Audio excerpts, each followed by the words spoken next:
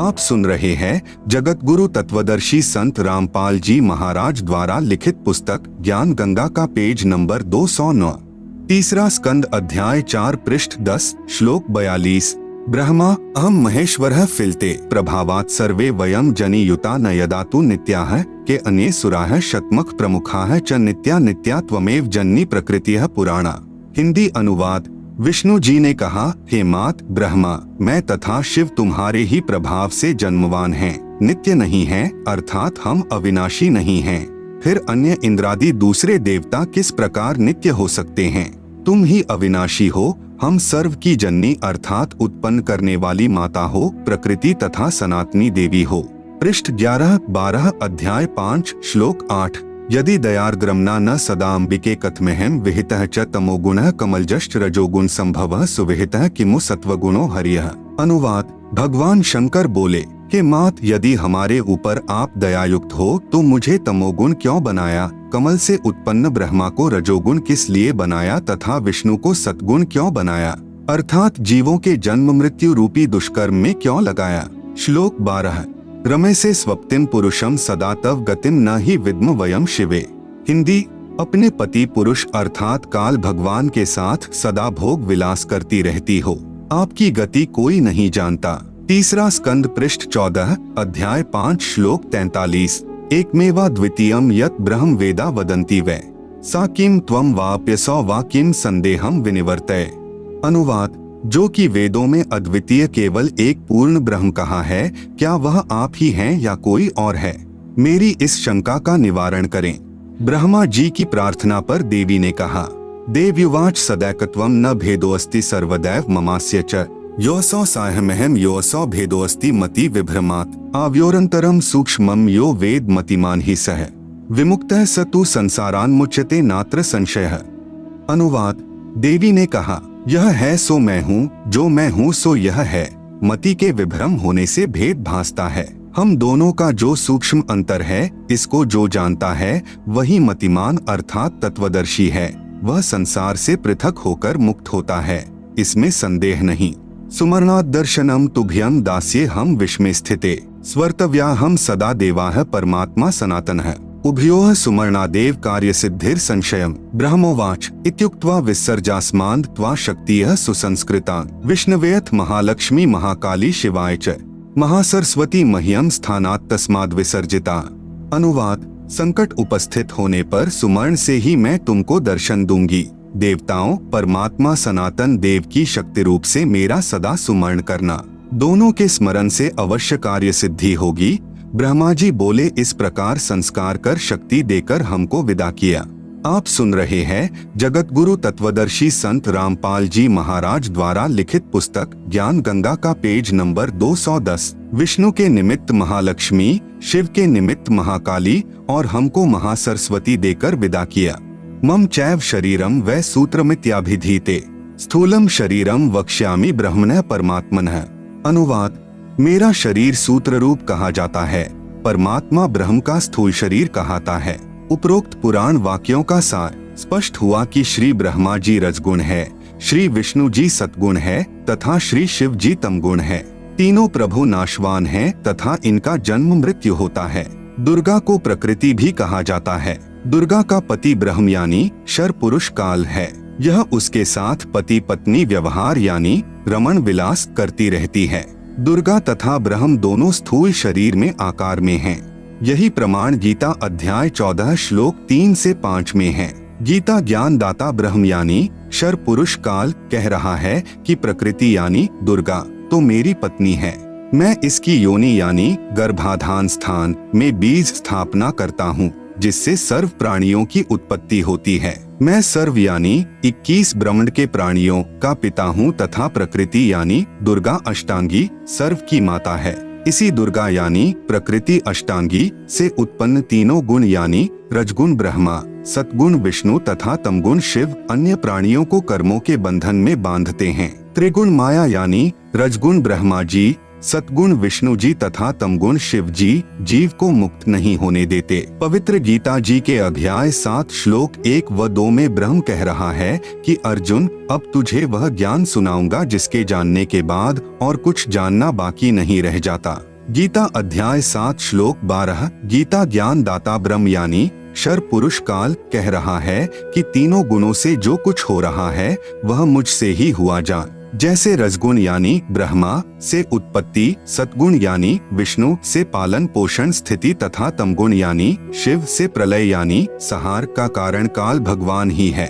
फिर कहा है कि मैं इनमें नहीं हूँ, क्योंकि काल बहुत दूर यानी 21वें ब्रह्मांड में निज लोक में रहता है, परंतु मन रूप में मौज काल ही मनाता है तथा रिमोट से सर्व प्राणियों तथा ब्रह्मा जी, श्री विष्णु जी व श्री शिव जी को यंत्र की तरह चलाता है। गीता बोलने वाला ब्रह्म कह रहा है कि मेरे 21 ब्रह्मांडों के प्राणियों के लिए मेरी पूजा से ही शास्त्र अनुकूल साधना प्रारंभ होती है, जो वेदों में वर्णित है। मेरे अंतर्गत जितने प्राणी हैं, उनकी बुद्धि मेरे हाथ में है। मैं केवल 21 ब्रह्मांडों में ही मालिक हूँ। इसलिए गीता अध्याय 7 श्लोक 12 से 15 तक जो भी तीनों गुणों से यानी रजगुण ब्रह्मा से जीवों की उत्पत्ति, सतगुण विष्णु जी से स्थिति तथा तमगुण शिव जी से संहार जो कुछ भी हो रहा है, उसका मुख्य कारण मैं यानी ब्रह्म काल की हूँ। क्योंकि काल को 1 लाख मानव शरीरधारी प्राणियों के शरीर को मारकर मैल को खाने का श्राप लगा है। आप सुन रहे हैं जगत गुरु तत्वदर्शी संत रामपाल जी महाराज द्वारा लिखित पुस्तक ज्ञान गंगा का पेज नंबर 211। जो साधक मेरी यानी ब्रह्म की साधना न करके त्रिगुणमयी माया यानी रजगुण ब्रह्मा जी, सतगुण विष्णु जी, तमगुण शिव जी की साधना करके क्षणिक लाभ प्राप्त करते हैं, जिससे ज्यादा कष्ट उठाते रहते हैं, साथ में संकेत किया है कि इनसे ज्यादा लाभ मैं यानी ब्रह्म काल दे सकता हूँ, परंतु ये मूर्ख साधक तत्व ज्ञान के अभाव से इन्हीं तीनों गुणों यानी रजगुण ब्रह्मा जी, सतगुण विष्णु जी, तमगुण शिव जी तक की साधना करते रहते हैं। इनकी बुद्धि इन्हीं तीनों प्रभुओं तक सीमित है, इसलिए ये राक्षस स्वभाव को धारण किए हुए मनुष्यों में नीच शास्त्र विरुद्ध साधना रूपी दुष्कर्म करने वाले मूर्ख मुझे यानी ब्रह्म को नहीं भजते। यही प्रमाण गीता अध्याय 16 श्लोक 4 से 20 व 23, 24 तक अध्याय 17 श्लोक 2 से 14 तथा 19 व 20 में भी है। विचार करें, रावण ने भगवान शिव जी को मृत्युंजय, अजर अमर, सर्वेश्वर मानकर भक्ति की, 10 बार शीश काट कर समर्पित कर दिया, जिसके बदले में युद्ध के समय 10 शीश रावण को प्राप्त हुए, परंतु मुक्ति नहीं हुई, राक्षस कहलाया। यह दोष रावण के गुरुदेव का है, जिस नादान यानी नीम हकीम ने वेदों को ठीक से न समझकर अपनी सोच से तमोगुण युक्त भगवान शिव को ही पूर्ण परमात्मा बताया तथा भोली आत्मा रावण ने झूठे गुरुदेव पर विश्वास करके जीवन व अपने कुल का नाश किया। नंबर 1, एक भस्मागिरी नाम का साधक था, जिसने शिव जी यानी तमोगुण को ही इष्ट मानकर शीर्षासन यानी ऊपर को पैर नीचे को शीश करके 12 वर्ष तक साधना की। भगवान शिव को वचनबद्ध करके भस्म कंडा ले लिया। भगवान शिव जी को ही मारने लगा। उद्देश्य यह था कि भस्म कंडा प्राप्त करके भगवान शिव जी को मारकर पार्वती जी को पत्नी बनाऊंगा। भगवान श्री शिव जी डर के मारे भाग गए। फिर श्री विष्णु जी ने उस भस्मासुर को गंड हाथ नाच नचाकर उसी भस्म कंडे से भस्म किया। वह शिव जी यानी तमोगुण का साधक राक्षस कहलाया। हिरण्यकशिपु ने भगवान ब्रह्मा जी यानी रजोगुण की साधना की तथा राक्षस कहलाया। नंबर 2, एक समय आज यानी सन 2006 से लगभग 335 वर्ष पूर्व हरिद्वार में हर की पैड़ियों पर यानी शास्त्र विधि रहित साधना करने वालों के कुंभ पर्व की परबी का संयोग हुआ। वहां पर सर्व यानी त्रिगुण उपासक महात्मा जन स्नानार्थ पहुँचे। गिरी, पुरी, नाथ, नागा आदि भगवान श्री शिव जी यानी तमोगुण के उपासक तथा वैष्णव भगवान श्री विष्णु जी यानी सतोगुण के उपासक हैं। प्रथम स्नान करने के कारण नागा तथा वैष्णव साधुओं में घोर युद्ध हो गया।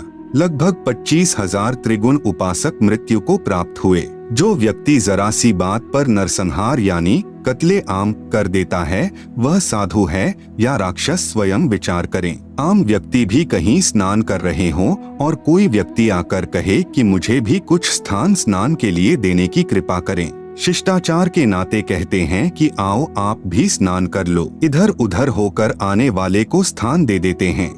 आप सुन रहे हैं जगत गुरु तत्वदर्शी संत रामपाल जी महाराज द्वारा लिखित पुस्तक ज्ञान गंगा का पेज नंबर 212।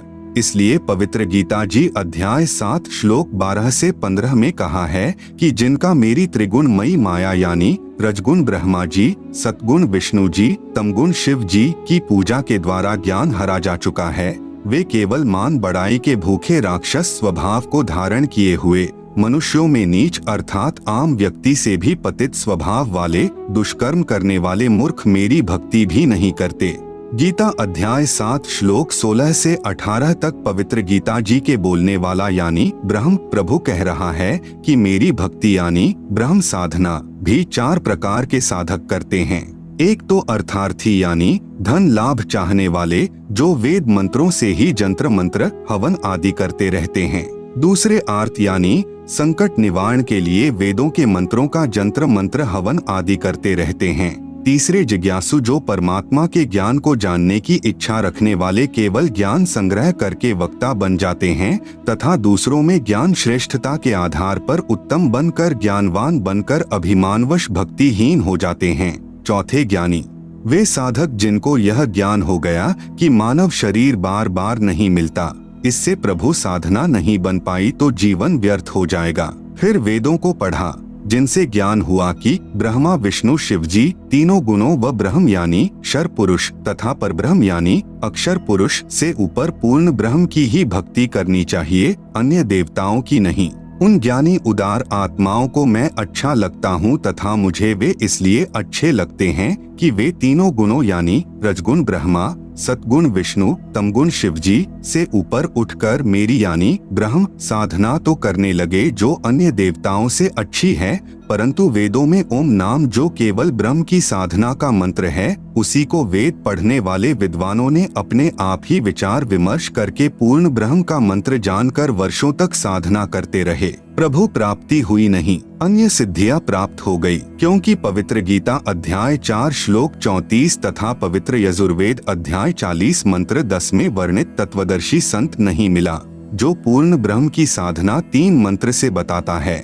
इसलिए ज्ञानी भी ब्रह्म यानी काल साधना करके जन्म मृत्यु के चक्र में ही रह गए। एक ज्ञानी उदारात्मा महर्षि चुनक जी ने वेदों को पढ़ा तथा एक पूर्ण प्रभु की भक्ति का मंत्र ओम जानकर इसी नाम के जाप से वर्षों तक साधना की। एक मानधाता चक्रवर्ती राजा था। चक्रवर्ती राजा उसे कहते हैं जिसका पूरी पृथ्वी पर शासन हो। उसने अपने अंतर्गत राजाओं को युद्ध के लिए ललकारा।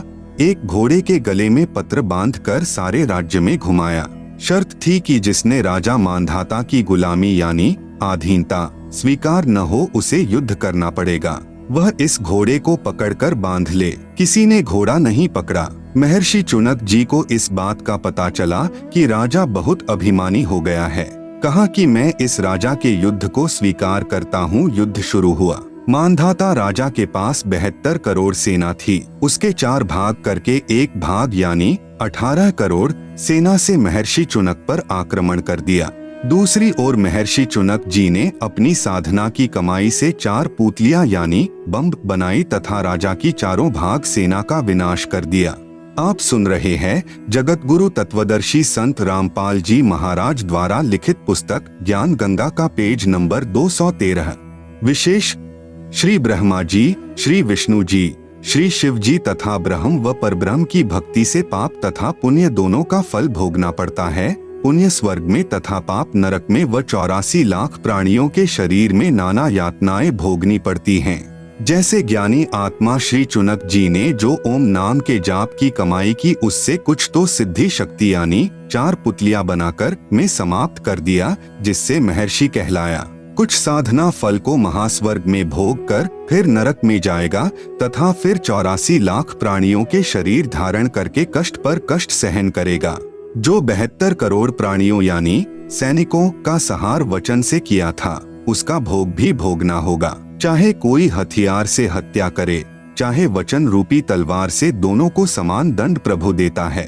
जब उस महर्षि चुनक जी का जीव कुत्ते के शरीर में होगा, उसके सिर में जख्म होगा, उसमें कीड़े बनकर उन सैनिकों के जीव अपना प्रतिशोध लेंगे। कभी टांग टूटेगी, कभी पिछले पैरों से अधरंग होकर केवल अगले पैरों से घिसड़कर चलेगा तथा गर्मी सर्दी का कष्ट असहनीय पीड़ा नाना प्रकार से भोगनी ही पड़ेगी। इसलिए पवित्र गीता जी बोलने वाला ब्रह्म यानी काल गीता अध्याय 7 श्लोक 18 में स्वयं कह रहा है कि ये सर्वज्ञानी आत्माएं हैं तो उदार यानी नेक परंतु पूर्ण परमात्मा की 3 मंत्र की वास्तविक साधना बताने वाला तत्वदर्शी संत न मिलने के कारण ये सब मेरी ही अनुत्तमाम यानी अति अश्रेष्ठ मुक्ति यानी गति की आस में ही आश्रित रहे अर्थात मेरी साधना भी अश्रेष्ठ है। इसलिए पवित्र गीता जी अध्याय 18 श्लोक 62 में कहा है कि हे अर्जुन तू सर्व भाव से उस पूर्ण परमात्मा की शरण में चला जा, जिसकी कृपा से ही तू परम शांति तथा सनातन परम धाम यानी सतलोक को प्राप्त होगा। पवित्र गीता जी को श्री कृष्ण जी के शरीर में प्रेतवत प्रवेश करके ब्रह्म यानी काल ने बोला। फिर कई वर्षों उपरांत पवित्र गीता जी तथा पवित्र चारों वेदों को महर्षि व्यास जी के शरीर में प्रेतवत प्रवेश करके स्वयं ब्रह्म यानी शर पुरुष द्वारा लिपिबद्ध भी स्वयं ही किए हैं। इनमें परमात्मा कैसा है, कैसे उसकी भक्ति करनी है तथा क्या उपलब्धि होगी, ज्ञान तो पूर्ण वर्णन है, परंतु पूजा की विधि केवल ब्रह्म यानी शर पुरुष अर्थात ज्योति निरंजन काल तक की ही है। पूर्ण ब्रह्म की भक्ति के लिए पवित्र गीता अध्याय 4 श्लोक 34 में पवित्र गीता बोलने वाला यानी ब्रह्म प्रभु स्वयं कह रहा है कि पूर्ण परमात्मा की भक्ति व प्राप्ति के लिए किसी तत्वज्ञानी संत को ढूंढ ले, फिर जैसे वह विधि बताएं वैसे कर। पवित्र गीता जी को बोलने वाला प्रभु कह रहा है कि पूर्ण परमात्मा का पूर्ण ज्ञान व भक्ति विधि मैं नहीं जानता। अपनी साधना के बारे में गीता अध्याय 8 के श्लोक 13 में कहा है कि मेरी भक्ति का तो केवल एक ओम अक्षर है, जिसका उच्चारण करके अंतिम श्वास यानी त्यजन देहम तक जाप करने से मेरी वाली परम गति को प्राप्त होगा।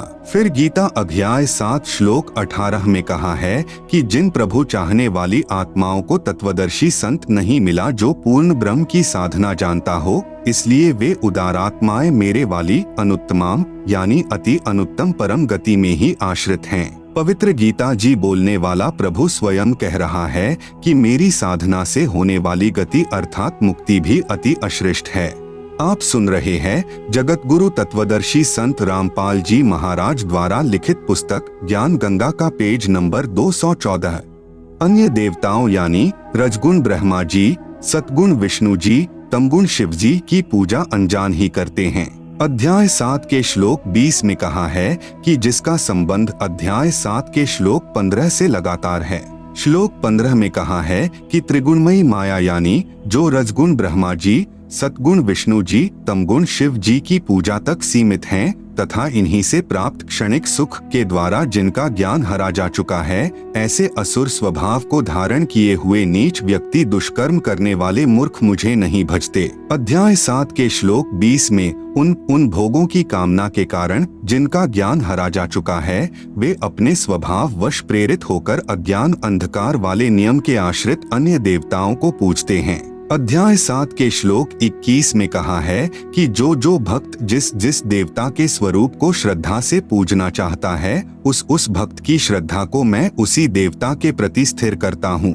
अध्याय 7 के श्लोक 22 में कहा है कि वह जिस श्रद्धा से युक्त होकर जिस देवता का पूजन करता है, क्योंकि उस देवता से मेरे द्वारा ही विधान किए हुए कुछ इच्छित भोगों को प्राप्त करते हैं। जैसे मुख्यमंत्री कहे कि नीचे के अधिकारी मेरे ही नौकर हैं, मैंने उनको कुछ अधिकार दे रखे हैं जो उनके यानी अधिकारियों के ही आश्रित हैं, वह लाभ भी मेरे द्वारा ही दिया जाता है, परंतु पूर्ण लाभ नहीं है। अध्याय 7 के श्लोक 23 में वर्णन है कि परंतु उन मंद बुद्धि वालों का वह फल नाशवान होता है। देवताओं को पूजने वाले देवताओं को प्राप्त होते हैं। मदभक्त यानी मतावलंबी जो वेदों में वर्णित भक्ति विधि अनुसार भक्ति करने वाले भक्त भी मुझको प्राप्त होते हैं, अर्थात काल के जाल से कोई बाहर नहीं है। विशेष अध्याय 7 के श्लोक 20 से 23 में कहा है कि वे जो भी साधना किसी भी पितृ, भूत, देवी देवता आदि की पूजा स्वभाव वश करते हैं, मैं यानी ब्रह्म काल की उन मंद बुद्धि लोगों यानी भक्तों को उसी देवता के प्रति आसक्त करता हूँ। वे नादान साधक देवताओं से जो लाभ पाते हैं, मैंने यानी काल ने ही देवताओं को कुछ शक्ति दे रखी है। उसी के आधार पर उनके यानी देवताओं के पुजारी देवताओं को प्राप्त हो जाएंगे। परंतु उन बुद्धिहीन साधकों की वह पूजा 84 लाख योनियों में शीघ्र ले जाने वाली है, तथा जो मुझे यानी काल को भजते हैं वे तप्त शिला पर फिर मेरे महास्वर्ग यानी ब्रह्मलोक में चले जाते हैं और उसके बाद जन्म मरण में ही रहेंगे, मोक्ष प्राप्त नहीं होगा। भावार्थ है कि देवी देवताओं व ब्रह्मा, विष्णु, शिव तथा माता से भगवान ब्रह्म की साधना अधिक लाभदायक है। भले ही महास्वर्ग में गए साधक का स्वर्ग समय 1 महाकल्प तक भी हो सकता है, परंतु महास्वर्ग में शुभ कर्मों का सुख भोग कर फिर नरक तथा अन्य प्राणियों के शरीर में भी कष्ट बना रहेगा। पूर्ण मोक्ष नहीं अर्थात काल जाल से मुक्ति नहीं। आप सुन रहे हैं जगत गुरु तत्वदर्शी संत रामपाल जी महाराज द्वारा लिखित पुस्तक ज्ञान गंगा का पेज नंबर 215। अन्य प्रमाण पवित्र गीता व पवित्र वेदों में अन्य देवताओं की पूजा तथा पितर पूजा यानी श्राद्ध निकालना तथा भूत पूजा यानी अस्थियां उठाना अर्थात फूल उठाना, पिंड भरवाना, मंडियों की पूजा करना मना किया है। पवित्र चारों वेदों अनुसार साधना का परिणाम केवल स्वर्ग महास्वर्ग प्राप्ति मुक्ति नहीं। पवित्र गीता अध्याय 9 के श्लोक 20-21 में कहा है कि जो मनोकामना यानी सकाम सिद्धि के लिए मेरी पूजा तीनों वेदों में वर्णित साधना शास्त्र अनुकूल करते हैं, वे अपने कर्मों के आधार पर महास्वर्ग में आनंद मनाकर फिर जन्म मरण में आ जाते हैं। अर्थात यज्ञ चाहे शास्त्रानुकूल भी हो, उनका एकमात्र लाभ सांसारिक भोग, स्वर्ग और फिर नरक व 84 लाख योनियां ही हैं। जब तक तीनों मंत्र यानी ओम तथा तत् व सत सांकेतिक पूर्ण संत से प्राप्त नहीं होते। अध्याय 9 के श्लोक 22 में कहा है कि जो निष्काम भाव से मेरी शास्त्रानुकूल पूजा करते हैं, उनकी पूजा की साधना की रक्षा में स्वयं करता हूँ, मुक्ति नहीं। शास्त्र विधि विरुद्ध साधना पतन का कारण। पवित्र गीता अध्याय 9 के श्लोक 23-24 में कहा है कि जो व्यक्ति अन्य देवताओं को पूजते हैं वे भी मेरी यानी काल जाल में रहने वाली पूजा ही कर रहे हैं, परंतु उनकी यह पूजा अविधि पूर्वक है अर्थात शास्त्र विरुद्ध है। भावार्थ है कि अन्य देवताओं को नहीं पूजना चाहिए, क्योंकि संपूर्ण यज्ञों का भोक्ता व स्वामी मैं ही हूँ। वे भक्त मुझे अच्छी तरह नहीं जानते, इसलिए पतन को प्राप्त होते हैं, नरक व 84 लाख जूनियों का कष्ट। जैसे गीता अध्याय 3 श्लोक 14-15 में कहा है कि सर्व यज्ञों में प्रतिष्ठित अर्थात सम्मानित जिसको यज्ञ समर्पण की जाती है, वह परमात्मा सर्वगतम ब्रह्म यानी पूर्ण ब्रह्म है। वही कर्माधार बनाकर सर्व प्राणियों को प्रदान करता है, परंतु पूर्ण संत न मिलने तक सर्व यज्ञों का भोग यानी आनंद काल मन रूप में ही भोगता है। इसलिए कह रहा है कि मैं सर्व यज्ञों का भोक्ता व स्वामी हूँ। श्राद्ध निकालने यानी पितर पूजने वाले पितर बनेंगे, मुक्ति नहीं। गीता अध्याय 9 के श्लोक 25 में कहा है कि देवताओं को पूजने वाले देवताओं को प्राप्त होते हैं, पितरों को पूजने वाले पितरों को प्राप्त होते हैं, भूतों को पूजने यानी पिंड दान करने वाले भूतों को प्राप्त होते हैं अर्थात भूत बन जाते हैं। शास्त्रानुकूल यानी पवित्र वेदों व गीता अनुसार पूजा करने वाले मुझको ही प्राप्त होते हैं अर्थात काल द्वारा निर्मित स्वर्ग व महास्वर्ग आदि में कुछ ज्यादा समय मौज कर लेते हैं। आप सुन रहे हैं जगत गुरु तत्वदर्शी संत रामपाल जी महाराज द्वारा लिखित पुस्तक ज्ञान गंगा का पेज नंबर 216। विशेष जैसे कोई तहसीलदार की नौकरी यानी सेवा पूजा करता है तो वह तहसीलदार नहीं बन सकता। हाँ, उससे प्राप्त धन से रोजी रोटी चलेगी अर्थात उसके अधीन ही रहेगा। ठीक इसी प्रकार जो जिस देव यानी श्री ब्रह्मा देव, श्री विष्णु देव तथा श्री शिव देव अर्थात त्रिदेव की पूजा यानी नौकरी करता है तो उन्हीं से मिलने वाला लाभ ही प्राप्त करता है। त्रिगुणमयी माया अर्थात तीनों गुण यानी रजगुण ब्रह्मा जी, सतगुण विष्णु जी, तमगुण शिव जी की पूजा का निषेध पवित्र गीता अध्याय 7 श्लोक 12 से 15 तथा 20 से 23 तक में भी है। इसी प्रकार कोई पितरों की पूजा यानी नौकरी सेवा करता है तो पितरों के पास छोटा पितर बनकर उन्हीं के पास कष्ट उठाएगा। इसी प्रकार कोई भूतों यानी प्रेतों की पूजा यानी सेवा करता है तो भूत बनेगा, क्योंकि सारा जीवन जिसमें आसक्ति बनी है अंत में उन्हीं में मन फंसा रहता है। जिस कारण से उन्हीं के पास चला जाता है। कुछ एक का कहना है कि पितर भूत देव पूजाएं भी करते रहेंगे, आपसे उपदेश लेकर साधना भी करते रहेंगे। ऐसा नहीं चलेगा। जो साधना पवित्र गीता जी में व पवित्र चारों वेदों में मना है वह करना शास्त्र विरुद्ध हुआ। जिसको पवित्र गीता अध्याय 16 श्लोक 23-24 में मना किया है कि जो शास्त्र विधि त्याग कर मनमाना आचरण यानी पूजा करते हैं वे न तो सुख को प्राप्त करते हैं, न परम गति को तथा न ही कोई कार्य सिद्ध करने वाली सिद्धि को ही प्राप्त करते हैं, अर्थात जीवन व्यर्थ कर जाते हैं। इसलिए अर्जुन तेरे लिए कर्तव्य यानी जो साधना के कर्म करने योग्य हैं तथा अकर्तव्य यानी जो साधना के कर्म नहीं करने योग्य हैं की व्यवस्था यानी नियम में शास्त्र ही प्रमाण हैं, अन्य साधना वर्जित हैं। इसी का प्रमाण मार्कंडे पुराण यानी गीता प्रेस गोरखपुर से प्रकाशित पृष्ठ 237 पर है, जिसमें मार्कंडे पुराण तथा ब्रह्म पुराणांक इकट्ठा ही जिल्द किया है में भी है कि एक रुचि नाम का साधक ब्रह्मचारी रहकर वेदों अनुसार साधना कर रहा था।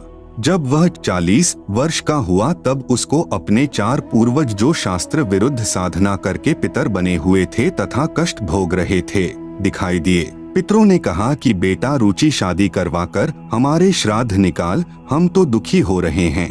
रुचि ऋषि ने कहा पितृ महोवेद में कर्म कांड मार्ग यानी श्राद्ध पिंड भरवाना आदि को मूर्खों की साधना कहा है, फिर आप मुझे क्यों उस गलत यानी शास्त्र विधि रहित साधना पर लगा रहे हो।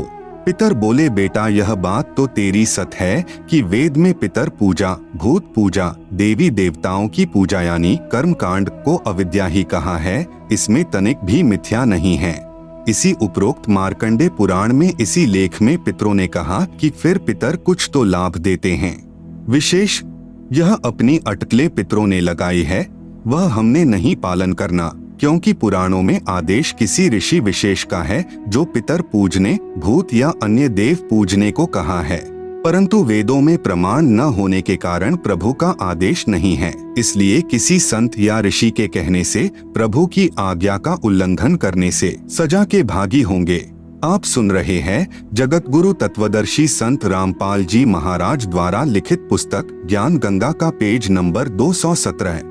एक समय एक व्यक्ति की दोस्ती एक पुलिस थानेदार से हो गई। उस व्यक्ति ने अपने दोस्त थानेदार से कहा कि मेरा पड़ोसी मुझे बहुत परेशान करता है। थानेदार यानी SHO ने कहा कि मार लठ, मैं आप निपट लूंगा। थानेदार दोस्त की आज्ञा का पालन करके उस व्यक्ति ने अपने पड़ोसी को लठ मारा। सिर में चोट लगने के कारण पड़ोसी की मृत्यु हो गई। उसी क्षेत्र का अधिकारी होने के कारण वह थाना प्रभारी अपने दोस्त को पकड़ कर लाया, कैद में डाल दिया तथा उस व्यक्ति को मृत्यु दंड मिला। उसका दोस्त थानेदार कुछ मदद नहीं कर सका, क्योंकि राजा का संविधान है कि यदि कोई किसी की हत्या करेगा तो उसे मृत्यु दंड प्राप्त होगा। उस नादान व्यक्ति ने अपने दोस्त दरोगा की आज्ञा मानकर राजा का संविधान भंग कर दिया, जिससे जीवन से हाथ धो बैठा। ठीक इसी प्रकार पवित्र गीता जी व पवित्र वेद यह प्रभु का संविधान है, जिसमें केवल एक पूर्ण परमात्मा की पूजा का ही विधान है।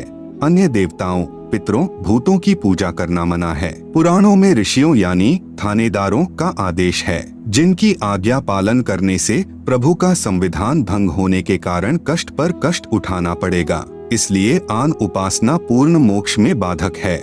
सत्य कथा। मेरे पूज्य गुरुदेव स्वामी रामदेवानंद जी लगभग 16 वर्ष की आयु में पूर्ण परमात्मा की प्राप्ति के लिए अचानक घर त्याग कर निकल गए। प्रतिदिन पहनने वाले वस्त्रों को अपने ही खेतों के निकट घने जंगल में किसी मृत पशु की अस्थियों के पास डाल गए। शाम को घर न पहुंचने के कारण घर वालों ने जंगल में तलाश की। रात्रि का समय था। कपड़े पहचानकर दुखी मन से पशु की अस्थियों को बच्चे की अस्थियां जानकर उठा लाए तथा यह सोचा कि बच्चा जंगल में चला गया, किसी हिंसक जानवर ने खा लिया। अंतिम संस्कार कर दिया। सर्व क्रियाएं की, 13वीं बरसी आदि की तथा श्राद्ध भी निकालते रहे। लगभग 104 वर्ष की आयु प्राप्त होने के उपरांत स्वामी जी अचानक अपने गांव बड़ा पैंतावास, जिला भिवानी, तहसील चरखी दादरी, हरियाणा में पहुंच गए। स्वामी जी का बचपन का नाम श्री हरिद्वारी जी था तथा पवित्र ब्राह्मण कुल में जन्म था। मुझ दास को पता चला तो मैं भी दर्शनार्थ पहुंच गया। स्वामी जी की भाभी जी जो लगभग 92 वर्ष की आयु की थी। मैंने उस वृद्धा से पूछा कि हमारे गुरुजी के घर त्याग जाने के उपरांत क्या महसूस किया। उस वृद्धा ने बताया कि मेरा विवाह हुआ तब मुझे बताया गया कि इनका एक भाई हरिद्वारी था जो किसी हिंसक जानवर ने जंगल में खा लिया था। उसके श्राद्ध निकाले जा रहे हैं। मुझे भी इनके श्राद्ध निकालने को कहा गया। वृद्धा ने बताया कि 70 श्राद्ध तो मैं अपने हाथों निकाल चुकी हूँ। जब कभी फसल अच्छी नहीं होती या कोई घर का सदस्य बीमार हो जाता तो अपने पुरोहित यानी गुरुजी से कारण पूछते तो वह कहा करता कि हरिद्वारी पितर बना है, वह तुम्हें दुखी कर रहा है। आप सुन रहे हैं जगत गुरु तत्वदर्शी संत रामपाल जी महाराज द्वारा लिखित पुस्तक ज्ञान गंगा का पेज नंबर 218। श्राद्धों के निकालने में कोई अशुद्धि रही है। अब की बार सर्व क्रिया मैं स्वयं अपने हाथों से करूंगा।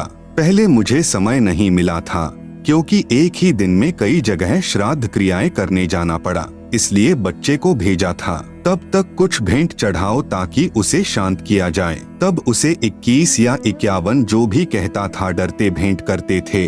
फिर श्राद्धों के समय गुरुजी स्वयं श्राद्ध करते थे। तब मैंने कहा माता जी अब तो छोड़ दो इस गीता जी विरुद्ध साधना को, नहीं तो आप भी प्रेत बनोगी। गीता अध्याय 9 श्लोक 25 सुनाया। तब वह वृद्धा कहने लगी गीता मैं भी पढ़ती हूँ। दास ने कहा आपने पढ़ा है, समझा नहीं, आगे से तो बंद कर दो इस नादान साधना को। वृद्धा ने उत्तर दिया न भाई, कैसे छोड़ दे श्राद्ध निकालना, यह तो सदियों पुरानी लाक यानी परंपरा है। यह दोष भोली आत्माओं का नहीं है, यह दोष मूर्ख गुरुओं यानी नीम हकीमों का है, जिन्होंने अपने पवित्र शास्त्रों को समझे बिना मनमाना आचरण यानी पूजा का मार्ग बता दिया, जिस कारण न तो कोई कार्य सिद्ध होता है, न परम गति तथा न कोई सुख ही प्राप्त होता है। प्रमाण पवित्र गीता अध्याय 16 श्लोक 23-24। अब दास की प्रार्थना है कि शिक्षित वर्ग अवश्य ध्यान दे तथा शास्त्र विधि अनुसार साधना करके पूर्ण परमात्मा के सनातन परम धाम यानी शाश्वतम स्थानम अर्थात सतलोक को प्राप्त करें, जिससे पूर्ण मोक्ष तथा परम शांति प्राप्त होती है। गीता अध्याय 18 श्लोक 62। इसके लिए तत्वदर्शी संत की तलाश करो। गीता अध्याय 4 श्लोक 34। एक श्रद्धालु ने कहा कि मैं आपसे उपदेश लेकर आप द्वारा बताई साधना भी करता रहूंगा तथा श्राद्ध भी निकालता रहूंगा तथा अपने घरेलू देवी देवताओं को भी उपरले मन से पूजता रहूंगा, इसमें क्या दोष है? मुझ दास की प्रार्थना, संविधान की किसी भी धारा का उल्लंघन कर देने पर सजा अवश्य मिलेगी, इसलिए पवित्र गीता जी व पवित्र चारों वेदों में वर्णित व वर्जित विधि के विपरीत साधना करना व्यर्थ है। प्रमाण पवित्र गीता जी अध्याय 16 श्लोक 23-24 में, यदि कोई कहे कि मैं कार में पैंचर उपरले मन से कर दूंगा, नहीं, राम नाम की गाड़ी में पैंचर करना मना है। ठीक इसी प्रकार शास्त्र विरुद्ध साधना हानिकारक ही है। एक श्रद्धालु ने कहा कि मैं और कोई विकार यानी मदिरा मांस आदि सेवन नहीं करता, केवल तंबाकू यानी बीड़ी सिगरेट हुक्का सेवन करता हूँ। आपके द्वारा बताई पूजा व ज्ञान अति उत्तम है, मैंने गुरु जी भी बनाया है, परंतु यह ज्ञान आज तक किसी संत के पास नहीं है। मैं 25 वर्ष से घूम रहा हूँ तथा 3 गुरुदेव बदल चुका हूँ। कृपया मुझे तंबाकू सेवन की छूट दे दो, शेष सर्व शर्तें मंजूर हैं। तंबाकू से भक्ति में क्या बाधा आती है? दास की प्रार्थना। दास ने प्रार्थना की कि अपने शरीर को ऑक्सीजन की आवश्यकता है। आप सुन रहे हैं जगत गुरु तत्वदर्शी संत रामपाल जी महाराज द्वारा लिखित पुस्तक ज्ञान गंगा का पेज नंबर 219। तंबाकू का धुआं कार्बन डाइऑक्साइड है जो फेफड़ों को कमजोर व रक्त दूषित करता है। मानव शरीर प्रभु प्राप्ति व आत्म कल्याण के लिए ही प्राप्त हुआ है। इसमें परमात्मा पाने का रास्ता सुषुम्ना नाड़ी से प्रारंभ होता है। जो नाक के दोनों छिद्र हैं, उन्हें दाएं को ईड़ा तथा बाएं को पिंगुला कहते हैं। इन दोनों के मध्य में सुषुम्ना नाड़ी है, जिसमें एक छोटी सुई यानी नीडल में धागा पिरोने वाले छिद्र के समान द्वार होता है, जो तंबाकू के धुएं से बंद हो जाता है, जिससे प्रभु प्राप्ति के मार्ग में अवरोध हो जाता है। यदि प्रभु पाने का रास्ता ही बंद हो गया तो मानव शरीर व्यर्थ हुआ। इसलिए प्रभु भक्ति करने वाले साधक को प्रत्येक नशीले व अखाद्य यानी मांस आदि पदार्थों का सर्वदा निषेध है। एक श्रद्धालु ने कहा कि मैं तंबाकू प्रयोग नहीं करता, मांस व मदिरा सेवन जरूर करता हूँ, इससे भक्ति में क्या बाधा है? यह तो खाने पीने के लिए ही बनाई है तथा पेड़ पौधों में भी तो जीव है, वह खाना भी तो मांस भक्षण तुल्य ही है। दास की प्रार्थना, यदि कोई हमारे माता पिता भाई बहन व बच्चों आदि को मारकर खाए तो कैसा लगे? जैसा दर्द आपने होवे वैसा जान बिराने, कहे कबीर वे जाए नरक में जो काटे शीश खुराने। जो व्यक्ति पशुओं को मारते समय खुरों तथा शीश को बेरहमी से काट कर मांस खाते हैं वे नरक के भागी होंगे। जैसा दुख अपने बच्चों व संबंधियों की हत्या का होता है, ऐसा ही दूसरे को जानना चाहिए। रही बात पेड़ पौधों को खाने की, इनको खाने का प्रभु का आदेश है तथा ये जड़ जूनी के हैं। अन्य चेतन प्राणियों का वध प्रभु आदेश विरुद्ध है, इसलिए अपराध यानी पाप है। मदिरा सेवन भी प्रभु आदेश नहीं है, परंतु स्पष्ट मना है तथा मानव जीवन को बर्बाद करने का है। शराब पान किया हुआ व्यक्ति कुछ भी गलती कर सकता है। मदिरा पान धन तन व पारिवारिक शांति तथा समाज सभ्यता की महाशत्रु है। प्यारे बच्चों के भावी चरित्र पर कुप्रभाव पड़ता है। मदिरा पान करने वाला व्यक्ति कितना ही नेक हो परंतु उसकी न तो इज्जत रहती है तथा न ही विश्वास। एक समय यह दास एक गांव में सत्संग करने गया हुआ था। उस दिन नशा निषेध पर सत्संग किया। सत्संग के उपरांत एक 11 वर्षीय कन्या फूट फूट कर रोने लगी। पूछने पर उस बेटी ने बताया कि महाराज जी मेरे पिताजी पालम हवाई अड्डे पर बढ़िया नौकरी करते हैं, परंतु सर्व पैसे की शराब पी जाते हैं। मेरी मम्मी के मना करने पर इतना पीटते हैं कि शरीर पर नीले दाग बन जाते हैं। एक दिन मेरे पापा जी मेरी मम्मी को पीटने लगे। मैं अपनी मम्मी के ऊपर गिरकर बचाव करने लगी तो मुझे भी पीटा। मेरा होंठ सूज गया। 10 दिन में ठीक हुआ। मेरी मम्मी जी हमें छोड़कर मेरे मामा जी के घर चली गई। 6 महीने में मेरी दादी जी जाकर लाई। तब तक हम अपनी दादी जी के पास रहे। पापा जी ने दवाई भी नहीं दिलाई। सुबह शीघ्र ही उठकर नौकरी पर चला गया। शाम को शराब पीकर आता। हम 3 बहनें हैं, 2 मेरे से छोटी हैं। अब जब पापा जी शाम को आते हैं तो हम तीनों बहनें चारपाई के नीचे छुप जाती हैं। आप सुन रहे हैं जगत गुरु तत्वदर्शी संत रामपाल जी महाराज द्वारा लिखित पुस्तक ज्ञान गंगा का पेज नंबर 220। विचार करो पुण्यात्माओं, जिन बच्चों को पिताजी ने सीने से लगाना चाहिए था तथा बच्चे पिताजी के घर आने की राह देखते हैं कि पापा जी घर आएंगे, फल लाएंगे। आज इस मानव समाज की दुश्मन शराब ने क्या घर घाल दिए। शराबी व्यक्ति अपनी तो हानि करता है, साथ में बहुत व्यक्तियों की आत्मा दुखाने का भी पाप सिर पर रखता है। जैसे पत्नी के दुख में उसके माता पिता बहन भाई दुखी, फिर स्वयं के माता पिता भाई बहन दादा दादी आदि परेशान। एक शराबी व्यक्ति आसपास के भद्र व्यक्तियों की अशांति का कारण बनता है, क्योंकि घर में झगड़ा करता है। पत्नी व बच्चों की चिल्लाहट सुनकर पड़ोसी बीच बचाव करें तो शराबी गले पड़ जाएं, नहीं करें तो नेक व्यक्तियों को नींद नहीं आए। इस दास से उपदेश लेने के उपरांत प्रतिदिन शराब पीने वाले लगभग 1 लाख व्यक्तियों ने सर्व नशीले पदार्थ व मांस भक्षण पूर्ण रूप से त्याग दिया है तथा जिस समय शाम को शराब प्रेतनी का नृत्य होता था, अब वे पुण्यात्माएं अपने बच्चों सहित बैठकर संध्या आरती करते हैं। हरियाणा प्रदेश व निकटवर्ती प्रांतों में लगभग 10,000 गांवों व शहरों में आज भी प्रत्येक में 4-5 चैंपियन यानी 1 नंबर के शराबी उदाहरण हैं, जो सर्व विकारों से रहित होकर अपना मानव जीवन सफल कर रहे हैं। कुछ कहते हैं कि हम इतनी नहीं पीते खाते, बस कभी ले लेते हैं। जहर तो थोड़ा ही बुरा है जो भक्ति व मुक्ति में बाधक है। मान लीजिए 2 किलोग्राम घी का हलवा बनाया यानी सतभक्ति की, फिर 250 ग्राम बालूरेत यानी तंबाकू, मांस, मदिरा सेवन व आन उपासना कर ली भी डाल दिया, वह तो किया कराया व्यर्थ हुआ। इसलिए पूर्ण परमात्मा यानी परम अक्षर ब्रह्म की पूजा पूर्ण संत से प्राप्त करके आजीवन मर्यादा में रहकर करते रहने से ही पूर्ण मोक्ष लाभ होता है। तत्वज्ञान प्राप्ति के पश्चात ही भक्ति प्रारंभ होती है। अध्याय 9 के श्लोक 26, 27, 28 का भाव है कि जो भी आध्यात्मिक या सांसारिक काम करें, सब मेरे मतानुसार वेदों में वर्णित पूजा विधि अनुसार ही कर्म करें। वह उपासक मुझ यानी काल से ही लाभान्वित होता है। इसी का वर्णन इसी अध्याय के श्लोक 20-21 में किया है। अध्याय 9 के श्लोक 29 में भगवान कहते हैं कि मुझे किसी से द्वेष या प्यार नहीं है, परंतु तुरंत ही कह रहे हैं कि जो मुझे प्रेम से भजते हैं वे मुझे प्यारे हैं तथा मैं उनको प्रिय हूँ, अर्थात मैं उनमें और वे मेरे में हैं। राग व द्वेष का प्रत्यक्ष प्रमाण है। जैसे प्रहलाद विष्णु जी के आश्रित थे तथा हिरण्याकशिपु द्वेष करता था, तब नरसिंह रूप धार कर भगवान ने अपने प्यारे भक्त की रक्षा की तथा राक्षस हिरण्याकशिपु की आंतें निकालकर समाप्त किया। प्रहलाद से प्रेम तथा हिरण्याकशिपु से द्वेष प्रत्यक्ष सिद्ध है। आप सुन रहे हैं जगत गुरु तत्वदर्शी संत रामपाल जी महाराज द्वारा लिखित पुस्तक ज्ञान गंगा का पेज नंबर 221। इसीलिए पवित्र श्रीमद् भगवद गीता अध्याय 2 श्लोक 53 में कहा है कि तत्व ज्ञान हो जाने पर नाना प्रकार के भ्रमित करने वाले वचनों से विचलित हुई तेरी बुद्धि एक पूर्ण परमात्मा में दृढ़ता से स्थिर हो जाएगी।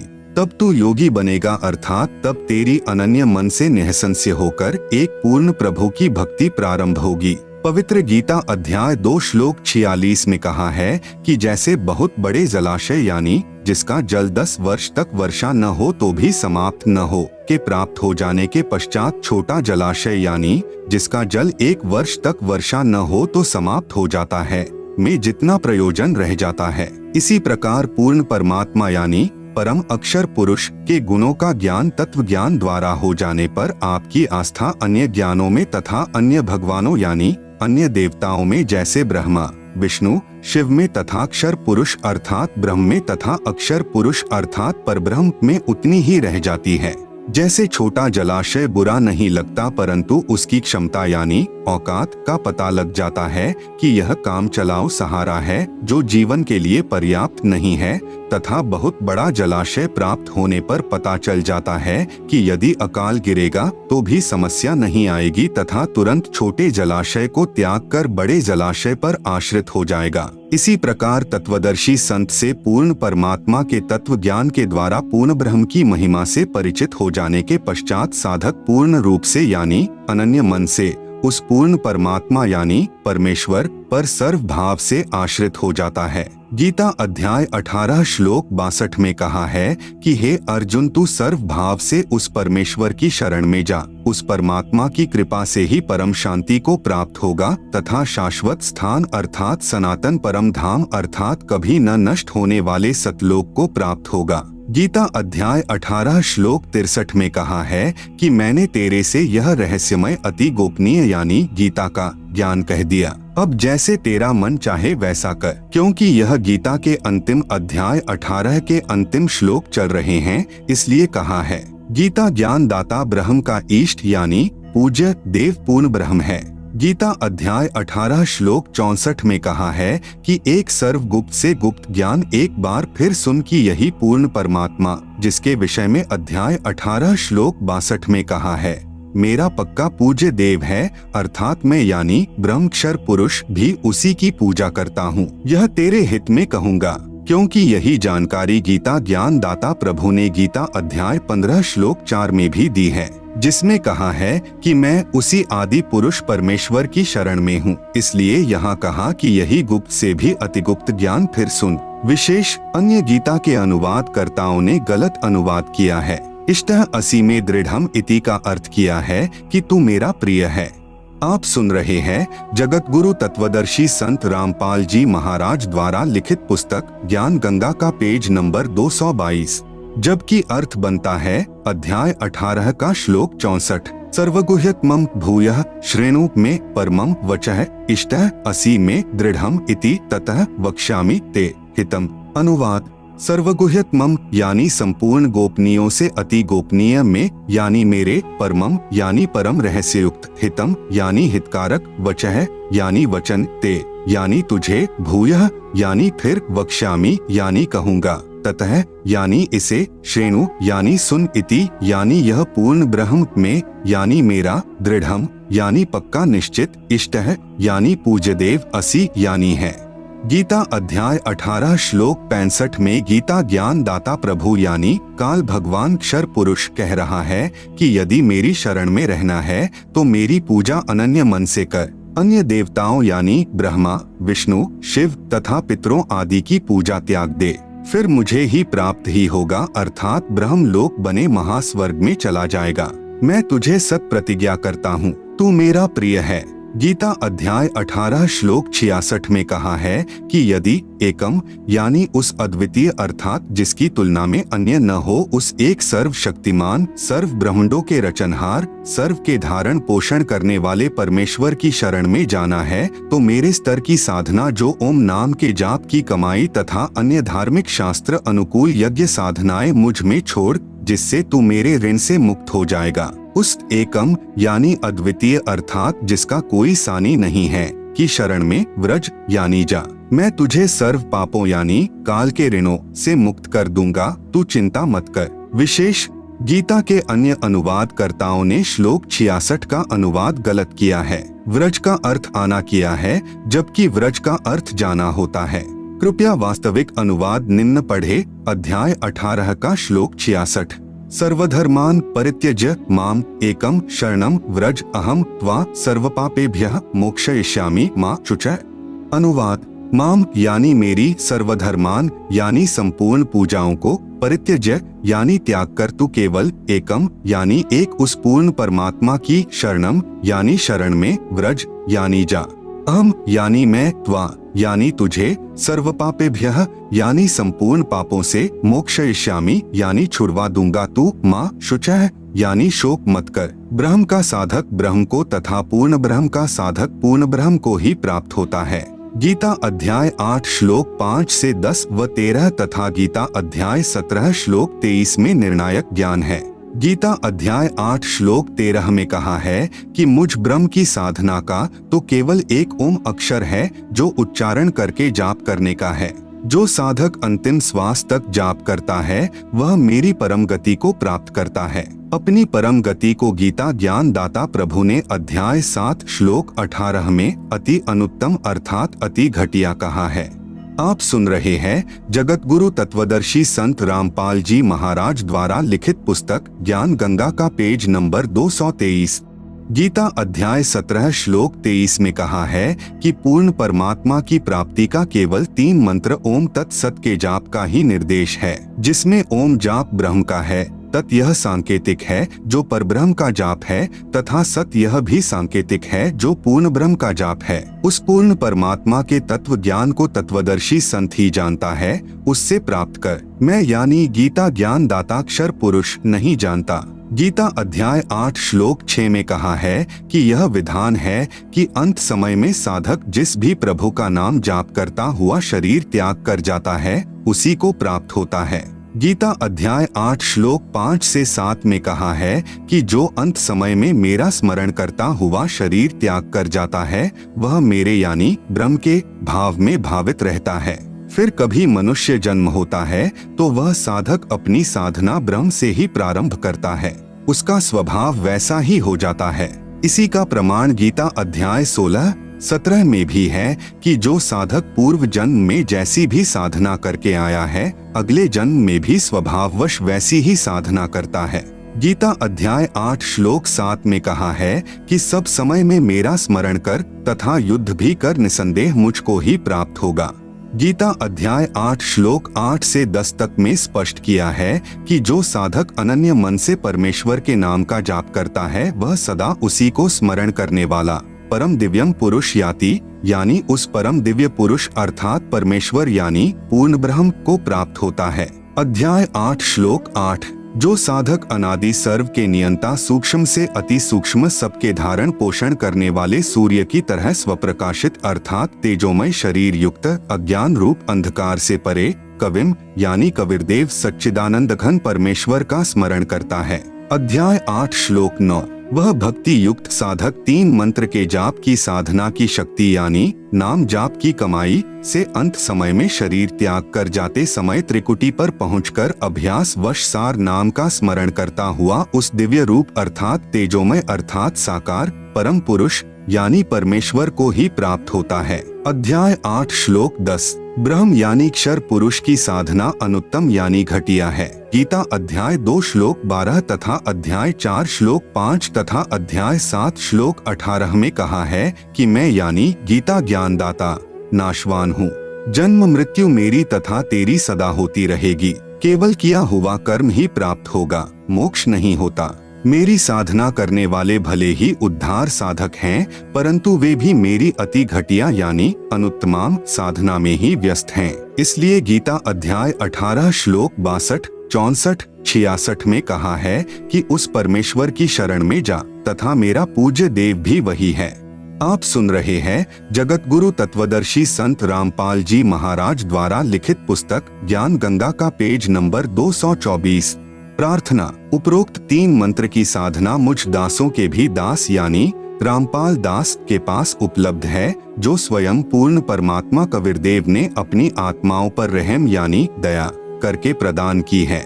क्योंकि अब बिचली यानी मध्य वाली पीढ़ी चल रही है, क्योंकि कलयुग के प्रारंभ में अपने पूर्वज अशिक्षित थे। उस समय परमेश्वर के तत्व ज्ञान को नकली संतों, गुरुओं, महंतों तथा आचार्यों ने ऊपर नहीं आने दिया तथा कलयुग के अंत में सर्व व्यक्ति भक्तिहीन तथा महाविकारी हो जाएंगे। अब यह वर्तमान का समय 20वीं सदी से शिक्षित समाज प्रारंभ हुआ है। यह बिचली यानी मध्य वाली पीढ़ी अर्थात मनुष्य वंश चल रहा है। वास्तविक ज्ञान अपने सद्ग्रंथों में विद्यमान है, जिसे नकली संत, गुरु, आचार्य तथा महंत नहीं समझ सके, जिस कारण से सर्व भक्त समाज शास्त्र विरुद्ध ज्ञान के आधार से दंत कथाओं यानी लोकवेद पर आधारित होकर शास्त्र विधि त्याग कर मनमाना आचरण यानी पूजा करके अनमोल मानव जीवन व्यर्थ कर रहा है। शास्त्र विधि अनुसार साधना। नंबर 1, प्रथम चरण में ब्रह्म गायत्री मंत्र दिया जाता है, जो कमलों को खोलने का है। उपदेश प्राप्त करने वाला भक्तात्मा यह सोचेगा कि गुरु जी कह तो रहे थे कि तीनों गुणों यानी रजगुण ब्रह्मा, सतगुण विष्णु, तमगुण शिव की पूजा नहीं करनी है। मंत्र जाप उन्हीं के दिए हैं, उनके लिए निवेदन है कि यह पूजा नहीं है। हम काल के लोक में रह रहे हैं। यहाँ हमें जिस सुविधा की चाह होगी वह ब्रह्मा, विष्णु, शिव आदि ही प्रदान करेंगे। जैसे हमने बिजली का कनेक्शन यानी लाभ ले रखा है, उसका बिल यानी खर्चा भरना है। हम बिजली वाले मंत्री की या विभाग की पूजा नहीं कर रहे, हम उनका बिल भरेंगे तो बिजली का लाभ मिलता रहेगा। इसी प्रकार टेलीफोन यानी दूरभाष का बिल व पानी का बिल आदि अदा करते रहेंगे तो हमें सुविधाएं मिलती रहेंगी। आप शास्त्र विरुद्ध साधना करके भक्तिहीन हो गए हो, अर्थात आप पुण्यहीन हो गए हो, जिस कारण से आपको धन लाभ आदि नहीं हो रहा। यह दास यानी रामपाल दास आपका गारंटर यानी जिम्मेदार बनकर इस काल लोक की एक ब्रह्मांड की शक्तियों यानी ब्रह्मा, विष्णु, शिव, गणेश, माता आदि से आपको सर्व सुविधाएं पुनः प्रारंभ करवाएगा तथा आपने इस मंत्र के जाप से इनका बिल भरते रहना है। जो मंत्र प्रथम यानी सत्सुकृत अविगत कबीर है, यह आपकी पूजा है। यह पूर्ण परमात्मा है तथा सतम लाभ यानी फल प्राप्त होगा। सतम का अर्थ अविनाशी अर्थात हमें अविनाशी पद प्राप्त करना है। इस मंत्र के 4 महीने के बाद आपको सतनाम यानी सच्चा नाम और मिलेगा, जो 2 मंत्र का होगा। उसका एक मंत्र काल के 21 ब्रह्मांड का ऋण उतारने का है। उसकी कमाई करके हमने ब्रह्म यानी शर पुरुष अर्थात काल का ऋण उतारना है। फिर यह काल हमें सर्व पापों से मुक्त कर देगा। आप सुन रहे हैं जगत गुरु तत्वदर्शी संत रामपाल जी महाराज द्वारा लिखित पुस्तक ज्ञान गंगा का पेज नंबर 225। गीता अध्याय नंबर 18 के श्लोक नंबर 62 से 66 में वर्णन है। अध्याय नंबर 18 का श्लोक नंबर 62। तम एव शरणम गच्छ सर्वभावेन भारत तत्प्रसादात् पराम शांतिम स्थानम प्राप्स्यसि शाश्वतम। अनुवाद। भारत यानी हे भारत, तू सर्वभावेन यानी सब प्रकार से, तम यानी उस अज्ञान अंधकार में छुपे हुए परमेश्वर की, एव यानी ही, शरणम यानी शरण में, गच्छ यानी जा, तत्प्रसादात यानी उस परमात्मा की कृपा से ही तू, पराम यानी परम, शांतिम यानी शांति को तथा शाश्वतम यानी सदा रहने वाला सत, स्थानम यानी स्थान धाम लोक को, प्राप्स्यसि यानी प्राप्त होगा। अनुवाद। हे भारत, तू सब प्रकार से उस अज्ञान अंधकार में छुपे हुए परमेश्वर की ही शरण में जा। उस परमात्मा की कृपा से ही तू परम शांति को तथा सदा रहने वाला सत्स्थान धाम लोक को प्राप्त होगा। अध्याय नंबर 18 का श्लोक नंबर 66। सर्वधर्मान परित्यज्य माम एकम शरणम व्रज अहम त्वा सर्वपापेभ्यः मोक्षयिष्यामि मा शुचः। अनुवाद, माम यानी मेरी, सर्वधर्मान यानी संपूर्ण पूजाओं को, परित्यज्य यानी त्याग कर तू केवल, एकम यानी एक उस पूर्ण परमात्मा की, शरणम यानी शरण में, व्रज यानी जा, अहम यानी मैं, त्वा यानी तुझे, सर्वपापेभ्यः यानी संपूर्ण पापों से, मोक्षयिष्यामि यानी छुड़वा दूंगा तू, माँ शुचः यानी शोक मत कर। अनुवाद, मेरी संपूर्ण पूजाओं को त्याग कर तू केवल एक उस पूर्ण परमात्मा की शरण में जा, मैं तुझे संपूर्ण पापों से छुड़वा दूंगा, तू शोक मत कर। उपरोक्त श्लोकों का भावार्थ है कि काल यानी ब्रह्म अर्थात क्षर पुरुष कह रहा है कि अर्जुन तू मेरी शरण में रहना चाहता है तो जन्म तथा मृत्यु बनी रहेगी। यदि परम शांति तथा सतलोक जाना चाहता है तो उस पूर्ण परमात्मा की शरण में चला जा। उसके लिए मेरी सर्व धार्मिक पूजाएं अर्थात सतनाम के प्रथम मंत्र के जाप की कमाई मुझ में छोड़कर फिर सर्वभाव से उस एक यानी सर्वशक्तिमान अर्थात जिसके बराबर दूसरा न हो उस अद्वितीय परमेश्वर की शरण में चला जा, फिर मैं तुझे सर्व पापों यानी ऋणों से मुक्त कर दूंगा।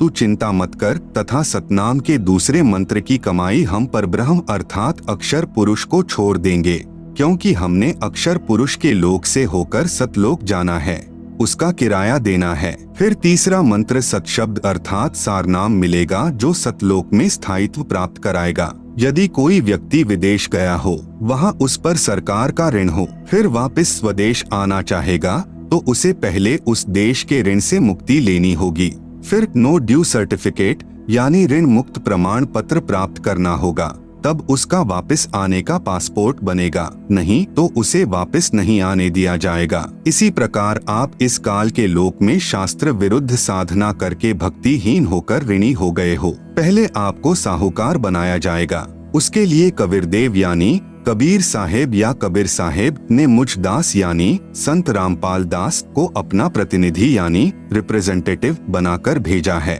उस परमेश्वर की तरफ से यह दास आपका गारंटर यानी जिम्मेवार बनेगा तथा ब्रह्मा, विष्णु, शिव आदि शक्तियों से आपके पुनः कनेक्शन यानी संपर्क का लाभ को प्रारंभ करवाएगा।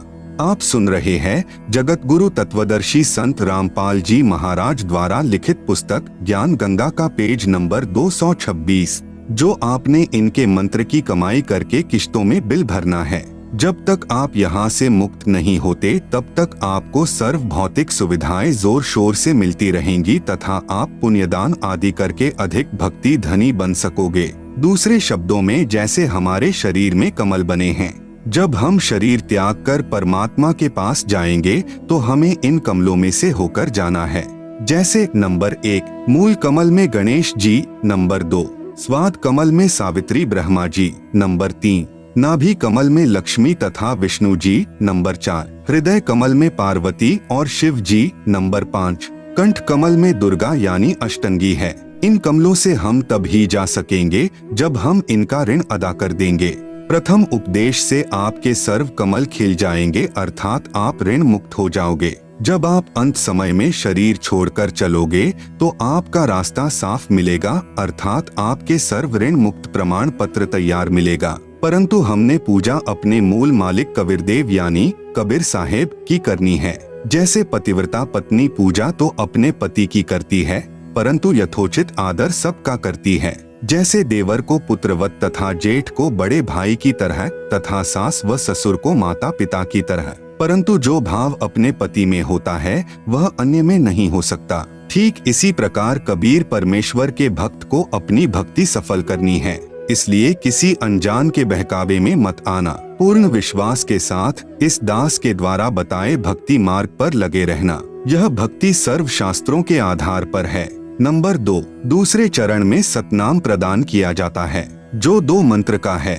एक ओम, दूसरा तत् जो सांकेतिक है, केवल साधक को ही बताया जाता है। नंबर 3 तीसरे चरण में सार नाम दिया जाता है जो 3 मंत्र का है। ओम तत् सत यानी तत् सत सांकेतिक हैं जो साधक को ही बताए जाएंगे। इस प्रकार सार नाम यानी जो 3 मंत्र का बन जाएगा। के स्मरण अभ्यास से साधक परम दिव्य पुरुष अर्थात परमेश्वर कबीरदेव को प्राप्त होगा तथा सतलोक में परम शांति अर्थात पूर्ण मोक्ष को प्राप्त हो जाएगा। विशेष वर्तमान में यह वास्तविक साधना मुझ दास के अतिरिक्त किसी के पास नहीं है। यदि कोई मुझ दास से चुराकर स्वयं गुरु बनकर नकली शिष्य बना रहा हो तो उस मनुष्य जीवन के दुश्मन से सावधान रहें। वह अनअधिकारी होने के कारण अपना जीवन भी नष्ट कर रहा है तथा नादान अनुयायियों को भी नरक का भागी बना रहा है। उसे काल का भेजा दूत जाने। शंका समाधान। नंबर 1, प्रश्न उपरोक्त गीता सार से तो सिद्ध होता है कि ब्रह्मा जी, विष्णु जी तथा शिव जी की पूजा व्यर्थ है, परंतु मैं तो 30 वर्ष से श्री शिव जी की पूजा कर रहा हूँ तथा भगवान श्री कृष्ण जी मेरे बहुत प्रिय हैं। मैं इन प्रभुओं को नहीं छोड़ सकता, मेरा इनसे विशेष लगाव हो चुका है। श्री गीता जी का नित्य पाठ करता हूँ।